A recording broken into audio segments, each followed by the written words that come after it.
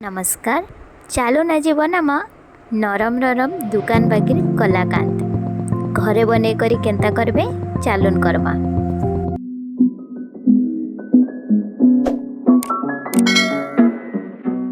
पहला गोटे कड़ाई रे आमे टिके पानी देमा आउ सेनो 1 लीटर क्षीर देकिना ताके हाई फ्लेम रे केते टाइम लगी भल भाबे फुटेई देमा। भल करी फुटी गला परे सेने विनेगार किंबा लेमन जूस 2 टेबल स्पून पकामा आउ ताके भल भाबे स्टेर करमा। कम कम करे टिके टिके पकई चालुथिमा जेने कि क्षीरटा भल भाबे छिंडी जिबा। क्षीरटा छिड़ी गला परे ताके उडे छन्नी रो हेल्प रे छानी देमा जेने कि पानी और छेना भल भाबे अलगा हे जिबे।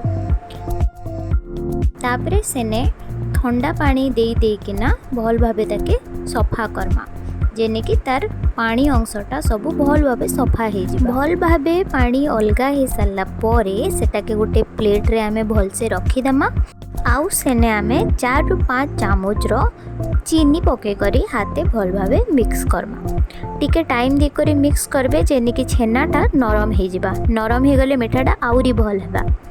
तापरे गोटे कड़ाई रे आमे 200 ml रो क्षीर नेमा आउ ताके अधा हेबार तक भर भाबे चलै चालबा। अधा हे सारला परे फ्लेम के लो करी देमा आउ सेने 4 टेबल स्पून रो अमूल पाउडर पके करी मिक्स करमा।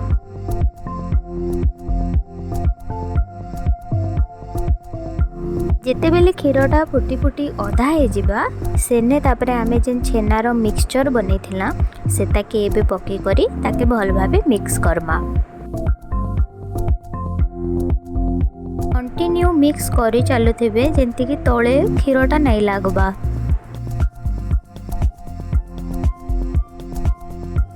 मिक्स हे गला परे सेने आमे एबे इलायची पाउडर 1 चामच पकामा आ ताके फिर थरे मिक्स करमा।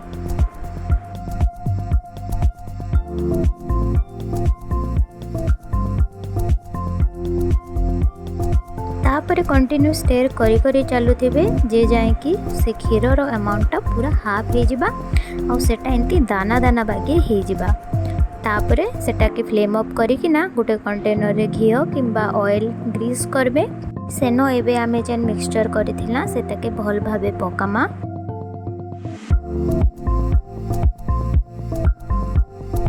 ताके ऊपर आडू भल भाबे सेट करी देमा आउ ताके फ्रिज रे 1 घंटा लगे छाड़ी देमा। 1 घंटा परे सेटा बहुत भल भाबे हे जिबा। आपण चाहले तार ऊपर भल गार्निश करबा लगी आलमंड्स भी यूज करबे किंतु मुइने नॉर्मल वाला ही बनै जाय। ताके एबे छोट छोट पीस करी काटी दे कि ना प्लेट रे सर्व करमा। हे गला आपनकर होममेड कलाकांत। एटा आपन के बहुत ही भल लागबा। एते भल भल स्वीट डिश किंबा अलगा बहुत सारा डिश रो रेसिपी जानबा लगी चैनल की लाइक शेयर और सब्सक्राइब जरूर करबे। आपन भी बने करी ट्राई करूँ। धन्यवाद।